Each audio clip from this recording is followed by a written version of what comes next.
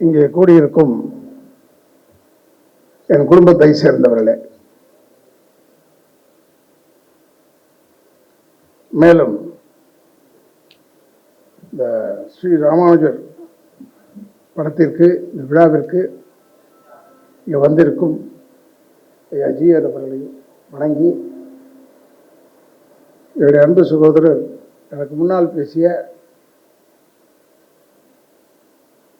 அவருடைய நாடக கம்பெனியில் நான் ஒரு நடிகனாக இருந்தவன், அதாவது அவங்க அப்பா கிட்ட இருந்தவன் என்று சொல்லி என்னுடைய அன்பு சகோதரர் வைஜிஎம் அவர்களுக்கும், மேலும் இந்த படத்தை தயாரித்திருக்கும் அன்பு சகோதரர் கிருஷ்ணன் அவர்களுக்கும், இயக்கிய அன்பு சகோதரர் சந்திரன் அவர்களுக்கும், மேலும் இதில் நடித்திருக்கும் கோட்டா சீனிவாசராவ், அன்பு சகோதரர் என் மச்சான் நீலகிரி ரவி அவர்களுக்கும், ஸ்ரீமன் அவர்களுக்கும், கிருஷ்ணா அவர்களுக்கும், காயத்ரி அவர்களுக்கும், சோனியா சிங்வாலா அவர்களுக்கும் என்னுடைய வணக்கங்களை கூறி, இங்கே என்னை வாழ வைத்துக் கொண்டிருக்கும் யூடியூபை சேர்ந்த அன்பு சகோதரர்களுக்கும்,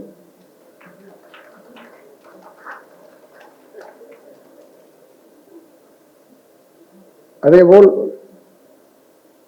இங்கே வந்திருக்கும் பத்திரிகையாளர் அன்பர்களுக்கும் என்னுடைய வணக்கங்களை கூறி, இந்த இடத்தை அளித்திருக்கும் நிர்வாகத்திற்கும் என்னுடைய வணக்கங்களை கூறி, முதலில் ஐயா ஜிஆர் அவர்களை பார்த்தவுடன் சினிமாவுக்கு இவருக்கும் சம்பந்தம் கிடையாது, ஏன்டா இவர் இங்கே வந்தார் அப்படின்னு நான் நினைச்சது உண்டு. உண்மையை சொல்கிறேன் சார், நான் மனசில் படுறதா சொல்லுவேன். அதே போல் எனக்கு பெரிய பெருமை என்னென்னா, பக்கத்தில் இருக்க மகேந்திரன்ட்ட கேட்குறாரு, இது என்ன சொல்கிறது திரைப்படம் அப்படின்னு அவர் சொல்லி கொடுத்தாரு. இந்த திரைப்படத்திலே அவர் சொல்கிறார், ஆக சினிமா பற்றி அறவே தெரியாத மனுஷன். உண்மையிலேயே ஜிஆர் அவர்களை நான் ஏன் வணங்கினேன்னா, அவர் ரொம்ப பக்குவப்பட்டவர். இந்த மாதிரி இடத்தில் நான் பார்த்தது அவருக்கு எனக்கு ஆச்சரியம். அதனால்தான் நான் அவரை வணங்கினேன் என்று சொல்லி, ஏன்னா இவர் எல்லா இடத்துலையும் வந்தால் நமக்கு ஒரு பெரிய ஆசீர்வாதமாகும் என்று சொல்லி, இந்த தயாரிப்பாளர் கிருஷ்ணன் இருக்கானே, அவன் என்னோட சின்ன பையன்தான். இவன் அங்கே நடிக்கும் போது பார்க்கணும், நான் ஒரு ராஜாவா நடிச்சேன்னு நினைக்கிறேன். இல்லைடா, என்ன வேஷம் பண்ணேன் நான்? சோழ மன்னன். ஞாபகம் இல்லை, ரொம்ப வருஷமாச்சா. ஏன்னா அவர் கப்பல்காரர், அவர் பல வேலைகளை அதை பார்த்துட்டு இருப்பார். சினிமா பற்றி கவலை, சினிமாவிலேயே தயாரிக்கிறவன் தான் இந்நேரம் விட்டுருக்க மாட்டான், இந்த படத்தை வெளியே கொண்டாந்துருப்பான். இவருக்கு இது செகண்டரி. ஆனாலும் இதை முயற்சி பண்ணி அவர் கொண்டாந்துருக்காரு.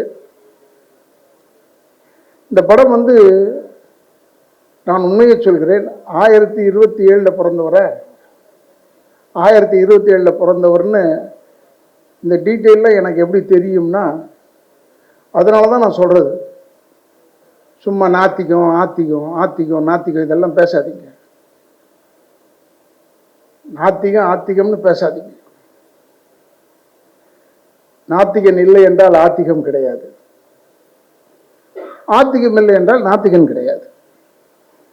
எதுக்கு சொல்றேன்னா, இந்த ஸ்ரீ ராமானுஜரை பற்றி எழுதினதே ஒரு பெரிய நாத்திகன் கலைஞர் அவர்கள் தான்.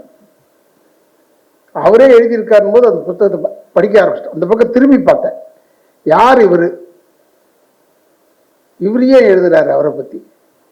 அப்ப பார்த்தா அப்பவே சீர்திருத்த கருத்துக்களை பேசி இருக்கிறார்,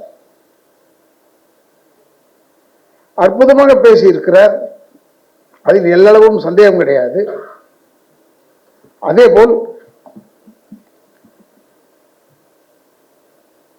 ஜாதி மத பாதம் எந்த விதமான பேதங்களும் கிடையாது அவருக்கு, எல்லாருமே சமமா பார்த்தவர். இப்போ கூட சகோதரர் வைஜிஎம் பேசும்போது முதல்வர் அவர்கள் பார்க்க வேண்டும்னு நீ சொல்லவே தேவையில்லை, ஏன்னா அவங்க அப்பா எழுதியிருக்காரு, என்ன இந்த கதை, அப்பா புக்கு எப்படி இருக்கு, அந்த புக்கு எப்படி, அது எப்படி இருக்குன்னு பார்ப்பார் அவர். நிச்சயமா அவர் பார்ப்பார், பார்த்து ஆகணும். டெஃபினட்டா இந்த படம் பார்த்தாருன்னா ராமானுஜராகவே வாழ்ந்திருக்கும் கிருஷ்ணனுக்கு நிச்சயமா ஒரு பெரிய அவார்டு காத்துச்சு.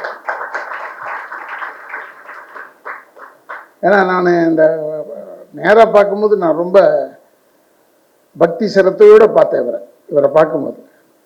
நம்ம கிருஷ்ணன் தான், ஆனாலும் அங்கே பார்க்கும்போது ராமானுஜராகத்தான் பார்த்தேன். ஏன்னா அந்த ஆள் வந்து வாழ்ந்து காட்டியிருக்காரு. வி லிவ்ட் இன் த கேரக்டர்னு சொல்கிறோம்ல, he lived in the character. அது மாதிரி Krishnan he lives in the character. மற்றபடி எல்லாருமே நாங்கள்லாம் நடிச்சிருக்கோம். இப்போ கற்பகம் எல்லாருமே நடிச்சிருக்கோம். சின்ன நீ நடிச்சிருக்க இல்லையா? ஏன் நான் சொல்கிறேன்னா, இதை போல் படங்கள் எப்பயாவது ஒரு வாட்டி வெளியே வரணும். இதையே பார்த்துட்டு ஒவ்வொருத்தரும் எடுத்தோம் உருப்படாது. ஏன்னா இது வந்து பக்தி சிரத்தையோடு எடுக்க வேண்டிய படம். கிருஷ்ணன் வந்து விரதமிருந்து நடித்தார். அவர் எத்தனை பேருக்கு தெரியும் தெரியாது. இப்போ கூட OGM சொன்னார், நான் சொன்னதால் தான் நடித்தேன். நடிப்பு மட்டும் நான் சொல்லி நடித்தது நீ சொல்லி நடித்ததுன்னு கிடையாது. அவர்னா விளக்கு திரிய தூண்டி விடுறதுக்கு அது இல்லை. இல்லை பொதுவாக சொல்கிறையா, இரு நான் பேசும்போது குறுக்க பேசாது, இரு ரைட். என்ன எதுக்கு சொல்கிறேன்னா, அது அவருக்குள்ள ஏதோ இருந்திருக்கு. வேற ஏதாவது நடிச்சிருக்கலாம்ல. ஸ்ரீ ராமானுஜர் எடுத்து நடித்தார். ரொம்ப கஷ்டமான ரோல் இது. ஏன்னா நல்லவனாக இருக்கலாம், இல்லை கெட்டவனாக இருக்கலாம், ஏதோ வில்லன் ஹீரோ எல்லாம் பண்ணலாம்.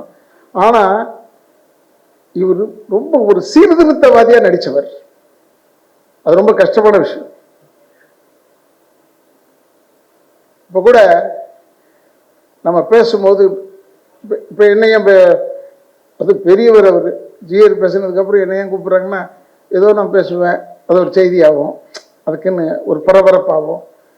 பரபரப்பாகணும்னா நான் ராமானுஜரை திட்ட முடியாது.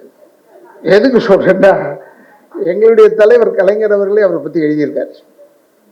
நான் படித்தது அப்படித்தான்ப்பா, நான் தெரிஞ்சுக்கிட்டேன். வேற என்ன இந்த படத்தில் கூடும்போது ஆச்சரியப்பட்டேன். பரவாயில்லையே நம்மளை கூட கூப்பிட்றாங்களே. பார்த்தா ஆஸ் யூஷுவல் ஒரு ராஜா வேஷம் அப்படின்னு வச்சார். இருந்தாலும் இந்த படத்தில் ஒரு பங்கு இருந்தோம் பாருங்க, அதுதான் எனக்கு பெருமை, பெரிய பெருமை எனக்கு. இதில் நடிக்காமல் இருந்திருந்தா கூப்பிட்டுருக்க மாட்டாங்க, மேடை கூப்பிட மாட்டாங்க. சினிமாக்காரன் மட்டும் எப்பவுமே காலை ஆடிக்கிட்டே தூங்கணும், இல்லை போயிட்டா நினச்சி அடுத்தால போட்டு போயிடுவாங்க. அதனால நம்ம இருக்கணும் படத்துலலாம். இப்போ கூட சகோதரி சொல்லும் போது பொதுநல சேவையில் அதெல்லாம் ஒன்றுமே இல்லைம்மா, என்னை பற்றி சரியாக தெரியல உனக்கு. எனக்கு சினிமாவில் நடிக்க மட்டும்தான் தெரியும், பொதுநல சேவையே கிடையாது. ஏன்னா பொதுநல சேவைக்கு போய் எவனாவது போவானா? எதுக்கு அது போயிட்டு? பொதுநல சேவை என்பது இன்பார்ன் குவாலிட்டிஸ். அது நம்ம போகும்போதே போவோம். இப்போ போகும்போது ஒருத்தர் பரிதாபப்பட்டு துணியை கொடுக்குறோம், இல்லைன்னா காசை கொடுக்குறோம், அதெல்லாம் பொதுநல சேவையில் தான் வரும். அதனால் பொதுநல சேவைக்கு போயிட்டாரு, ஒரு சினிமாவில் இல்லைன்ற மாதிரி இந்த பொண்ணு குழந்தை சொல்லிடுச்சு. அதெல்லாம் நான் இல்லை, நான் சினிமாவில் தான் இருக்கேன், இன்னும் நடிச்சுக்கிட்டு இருக்கேன், ஒரு நாள் கூட வந்துக்கிட்டு இருக்கேன். என்னை நம்பி வரானே, என்னை புக் பண்ணுறாங்களே. ஏன்னா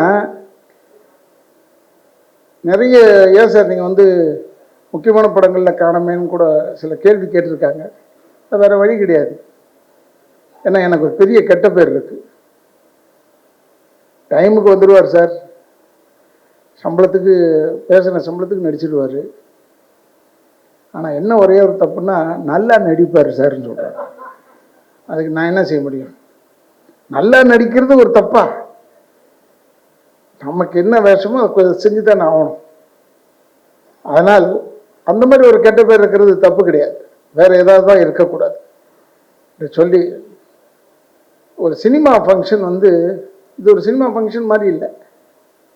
ரொம்ப பயபக்தியோட, ரொம்ப நேர்த்தியாக, கரெக்ட் டைமுக்கு ஆரம்பித்து கரெக்ட் டைமுக்கு. ஏன்னா punctuality is a must. Punctuality, exercising a franchise, it is a must. Civic sense, இது 3 மஸ்ட் ஒரு மனிதனுக்கு. அதை நான் ரொம்ப பாராட்டுறேன். ஏன்னா எனக்கு பாபு சொல்லும் போது என்கிட்ட வந்து, சார் உங்களுக்கு நீங்கள் எத்தனை மணிக்கு புறப்படணும்னு சொன்னாலும் புறப்படலாம் சார். வந்தேன் பக்தியான கூட்டத்தை பார்த்தேன்.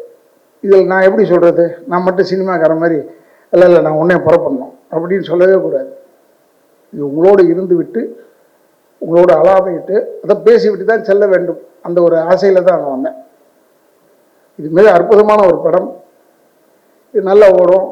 இசைஞானி இளையராஜா இசையமைச்சிருக்காரு. மகேந்திரன் ஓடி வந்து 2வது வாட்டி பேசினார். இளையராஜா ரொம்ப நல்ல மியூசிக் போட்டிருக்காரு. அவர் எல்லா படத்துக்குமே நல்ல மியூசிக் போடுறவர். ஓடுது ஓடாத பற்றி கவலையே கிடையாது அவருக்கு. ஏன் கவலை கிடையாதுன்னா, சகோதரர் கமலஹாசன் ஒரு தடவை நான் வந்து படத்தில் புக் பண்ணுறதுக்கு போய் கேட்டேன், இந்த பிரார்த்தனா தேட்டரில், ஈசிஆர் ரோட்டில் இருக்க பிரார்த்தனா தேட்டரு, அங்கே போய் கேட்டேன். நானும் கமலும் அப்போ நல்ல நண்பர்கள், அதனால் நான் போய் கேட்டேன், கமல் நான் ஒரு படம் எடுக்கணுமா ஒன்று வச்சு, ரவிமா இந்த படம் முடிஞ்சோன்னா சொல்கிறேன். நான்லாம் எப்படின்னா ஒரு படம் ரிலீஸ் ஆகிடுச்சுன்னா குளத்தில் போட்ட ஆமை மாதிரி, இந்த வார்த்தையை சொன்னார். வாயை திறந்து வச்சுக்கிட்டே இருப்போம். எப்போ குருவி உட்கார்ந்தோ டக்குன்னு வாயை மூடிடுவோம். அது எதுக்கு அந்த குருவிக்காக வெயிட் பண்ணார், எதுக்கு மூடினார்ன்றது எனக்கு தெரியல. சரி, நம்ம குருவியாக இருக்க வேணான்னு நான் கிளம்பி வந்துட்டேன். இதான் உண்மையில் நடந்தது. ஆனால் அவர் சொன்ன வார்த்தைகள் நல்ல விஷயம், அற்புதமான ஒரு பெரிய அறிவாளி. இன்னைக்கு சினிமா உலகத்துக்கு நமக்கு நடிகர் திலகம் இல்லை என்றாலும் கமலஹாசன் இருக்கிறார் என்ற ஒரு திருப்தியில் நம்ம போயிட்டே இருக்கலாம். அவ்வளோ பெரிய நல்ல நடிகர். நம்ம அவரை வந்து ஒன்றும் தப்பு சொல்லலை. இருந்தாலும் இந்த கூட்டத்தில் நான் ஒன்றையோடு சொல்லிக் கொள்கிறேன், தயவுசெய்து இந்த படத்தை தியேட்டரில் போய் பாருங்க. தியேட்டரில் பார்த்தா தான் இந்த மாதிரி படம்லாம் ரிசல்ட் கிடைக்கும் நமக்கு. when there is a crowd you can talk something. 2 பேர் இருந்தால் எப்படிங்க பார்க்கறது?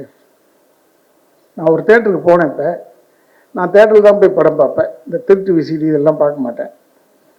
அதனால் போய் தேட்டரில் போய் பார்த்தேன். பயந்து நான் இன்டர்வல்லே வெளியே வந்துட்டேன். ஏன்னா ஆள் இல்லை. நான் அந்த டிக்கெட் கிழிச்சு கொடுக்குற ஆள் எங்கள் வெளியே, அப்புறம் இன்னொரு 2 பேர் முன்னாடி. அவன் சொல்கிறான், என்ன ராகரே சார் இந்த படத்துக்கு வந்திருக்கீங்க? எந்த படமும் நீ வந்திருக்கல, அது மாதிரி தான் நானும் வந்திருக்கேன். இன்டர்வியூ போயிட்டு, ஏன்னா பயமாயிடுச்சு, காலியாக கிடக்குது தேட்டர். நீங்கள் தயவுசெய்து தேட்டரில் போய் பார்க்குறதுக்கு உண்டான வழியை பாருங்கள். இந்த மாதிரி படம்லாம் ரொம்ப பக்தி சிரத்தையோடு எடுத்திருக்கிற படம். ஒரு மனிதன் எப்படி இருந்தான் என்பதை நீங்கள் பார்த்து கொள்ள வேண்டும். 1027 நீங்கள் பார்த்துருக்கவே முடியாது, இந்த வருஷத்தையே பார்த்துருக்க முடியாது. ஆனால் அங்கிருந்து எடுத்திருக்காங்கன்னும் போது அந்த படத்தை இப்படி ஒரு மனிதன் வாழ்ந்திருக்கிறானே என்ற பெருமையாவது உங்களுக்கு தெரியும். அதனால் சொல்லிக்கொள்கிறேன், தயவுசெய்து நீங்கள் பாருங்கள், தியேட்டரில் வந்து படம் பாருங்கள் என்று சொல்லி இளைஞர்களுக்கு ஒன்றே ஒன்று தெரிவித்துக் கொள்கிறேன்.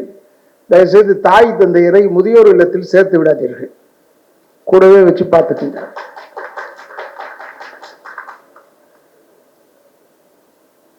ஏன்னா நான்லாம் வந்து எங்கள் அப்பா அம்மா எல்லாரோடையும் கடைசி வரைக்கும் இருந்தவங்க. அவங்க இல்லைன்றது இப்போ பெரிய லாஸ். இன்னைக்கு வரைக்கும் 2009 செத்தாங்க எங்கள் அம்மா, மறைந்தார்கள். இன்னைக்கும் நினைவில் வாழ்ந்து கொண்டே இருக்கிறார். அதற்காக அனாதை இல்லை. இவ்வளோ பேர் இருக்கும்போது நான் எப்படி அனாதை ஆக முடியும்? சான்ஸே கிடையாது. ஆனாலும் ஒன்றே ஒன்று சொல்லிக் கொள்கிறேன், தயவு செய்து தாய் தந்தையரை கடைசி வரைக்கும் வச்சு காப்பாற்றுங்க. தேர் ஆல் ஸ்வீட் நியூசன்ஸ். இது திட்டிகிட்டே தான் இருப்பாங்க. திட்டு வாங்கிட்டு இருந்தால் இன்பம். அது இல்லைன்னும் போது அந்த திட்டு வாங்கலேயே உங்களுக்கு வருத்தமாக இருக்கும் என்று சொல்லி இந்த படம் சிறப்பாக ஓட வேண்டும். ஓட கிருஷ்ணனை மூலமாக தூண்டி விட்டேன். இப்போ எப்படி மகேந்திரன் தூண்டினாரோ அது மாதிரி நான் தூண்டினேன். ஏன் அடுத்த படம் எப்படியே எடுப்பேன்னு. அவர் ஒன்று பயப்பில்லை அவர். ஏன்னா அவர் ஏற்கனவே வசதியான ஆளியே, அதனால் நல்லா யோசிச்சு எடுப்பேண்ணே அப்படி சொல்லிட்டு. சரி, அப்போ யோசிச்சு எடுக்கிறாருன்னா அது எத்தனை வருஷமோ எத்தனை காலமோ அது தெரியாது.